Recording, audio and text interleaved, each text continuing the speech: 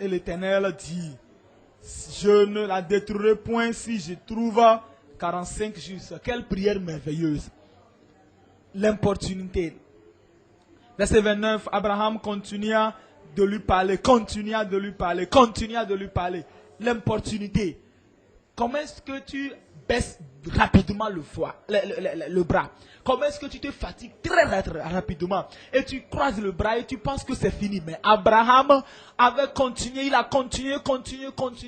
Et à cause de l'importunité dans la prière, et Abraham continua de lui parler et dit, peut-être s'y trouvera-t-il 40 justes.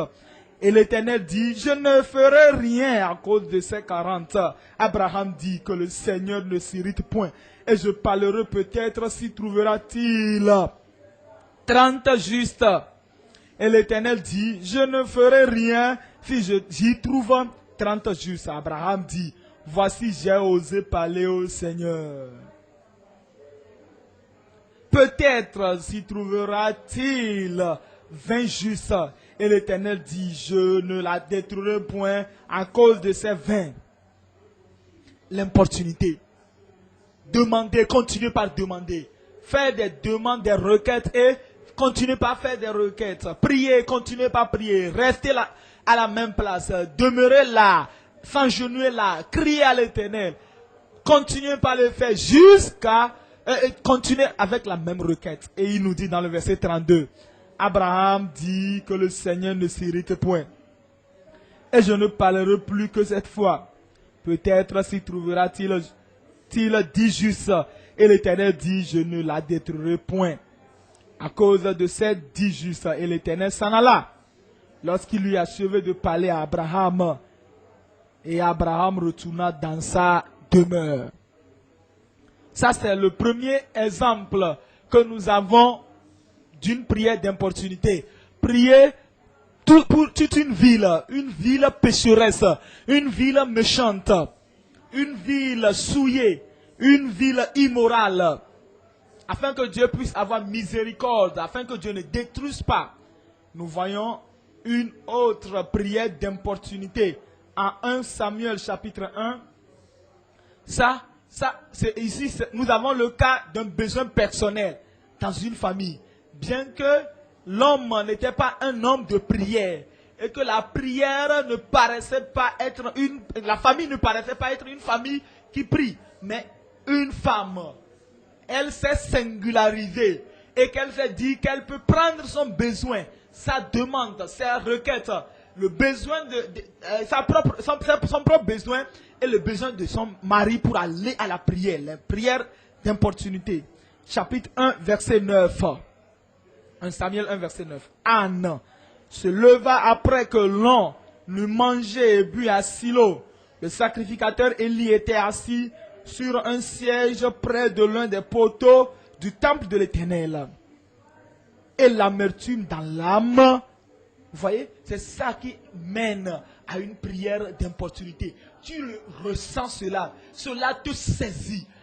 Cela amène l'amertume, la douleur. Cela, c'est comme c'est un feu qui brûle dans ses os. Et tu dis, comment est-ce que je peux évoluer dans la vie sans résoudre ce problème? Cela va me détruire. Cela va me craser. Et le problème est irréparable. La douleur est insupportable. Et le feu là, on ne peut pas résister à cela. Le problème là doit être résolu. Si je n'arrive pas à conquérir cela, cela va me conquérir. Cela va me détruire. Une fois pour toujours, ceci doit être fait. C'est ça qui nous mène à faire une prière d'importunité. Si nous avons des alternatives, nous n'allons pas faire des prières d'importunité. Et si tu dis, oh, si je ne fais pas ceci, je peux avoir ceci, je peux avoir ceci. Mais non. Si tu sais seulement que tu as seulement ce choix, la science ne peut pas le faire. Les docteurs ne peuvent pas le faire. Les hommes ne peuvent pas le faire. Les femmes ne peuvent pas le faire. Le monde ne peut pas le faire. Tu sais que c'est Dieu seul qui peut t'aider à résoudre ce problème. C'est ça qui va t'amener à faire une prière d'importunité. Et l'amertume dans l'âme, elle pria l'Éternel et versa des pleurs. Elle fit un vœu en disant, Éternel des armées, si tu daignes regarder l'affliction de ta servante, l'affliction. Vous voyez, l'affliction qui te tourmente à l'intérieur, une grande douleur, une grande peine, qui te mord, qui te tourmente et personne ne peut le dire si ce n'est toi. C'est ça qui mène à faire une prière d'importunité. Et lorsque tu te mets à genoux, tu dis Seigneur, ce problème doit partir. Et c'est la raison pour laquelle certains jeunes, qu'est-ce qu'ils connaissent de la prière? Qu'est-ce qu'ils connaissent des problèmes? Les jeunes, qu'est-ce qu'ils connaissent des besoins? Ils peuvent seulement prier pour quelques minutes et ils font partie. Et les gens, d'autres personnes qui étaient venues à Silo sont partis. Même le mari de Anne qui était venu là-bas était parti. Pénina aussi était parti. Elkana était parti. Mais celle qui ressentait le besoin, c'est elle qui avait fait la prière d'importunité. C'est ça les chances qui peuvent faire la prière d'importunité. Lorsque tu ressens le besoin et tu sais, tu te dis qu'il n'y a pas un autre moyen par lequel le problème sera résolu. Tu prends cela à Dieu dans la prière. Et je dis, cette nuit, Dieu va t'exaucer.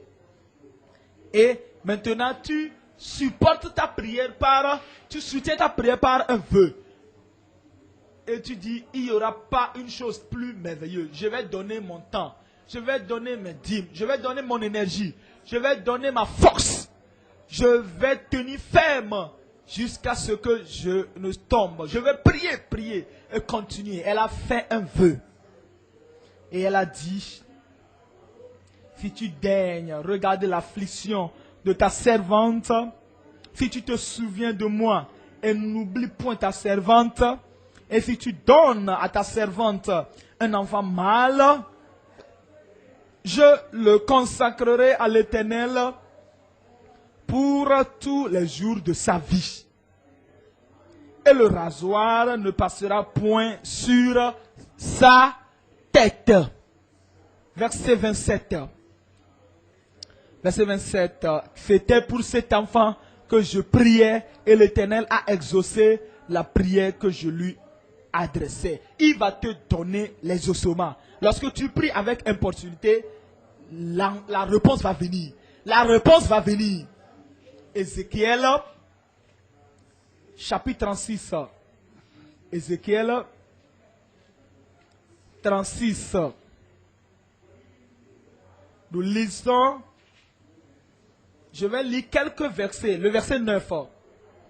Lorsque tu as une promesse et que tu tiens à cette promesse pour un temps, et tu as attendu, attendu, attendu, et la promesse est grande, et la promesse est la provision, la promesse est super, la promesse est extraordinaire, mais la promesse ne s'accomplit pas. C'est ça qui va t'amener à faire une prière d'importunité. Et tu vas dire, comment est-ce que je peux rater une telle grande promesse? Si je ne suis pas vigilant, cette promesse va disparaître. Voici le moment pour l'avoir, pour posséder cela. Tu vas posséder cela. Et lorsque tu as la promesse, tu dis, je vais. Je vais. Dieu dit aussi, je vais. C'est ça qui va t'amener à tenir Dieu par sa parole. Ézéchiel 36, verset 9. Voici, je vous ferai favorable. Je vous serai favorable. Dieu nous sera favorable. Je me tournerai vers vous et vous serez cultivés en ensemencés. Le Seigneur est en train de faire la promesse. Il dit, je vous serai favorable. C'est comme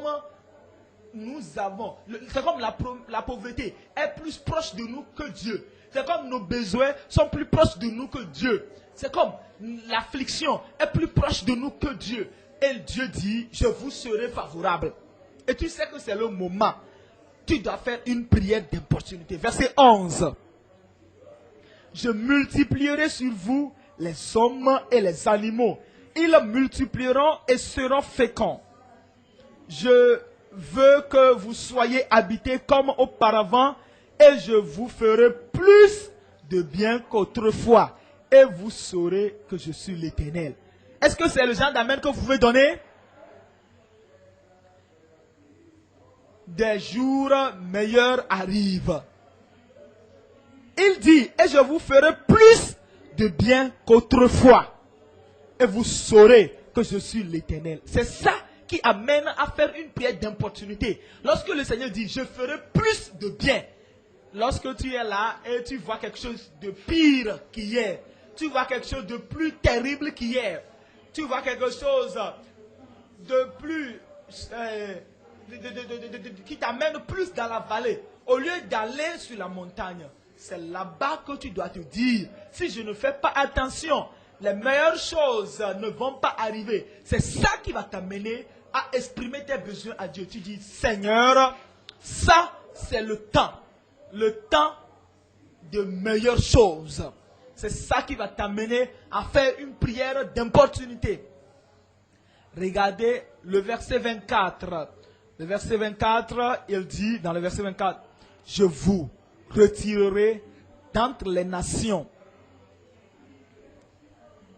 et je vous rassemblerai de tous les pays et je vous ramènerai dans votre pays. Lorsque tu te considères toi-même, tu dis, Seigneur, regarde tout ce que tu m'as promis.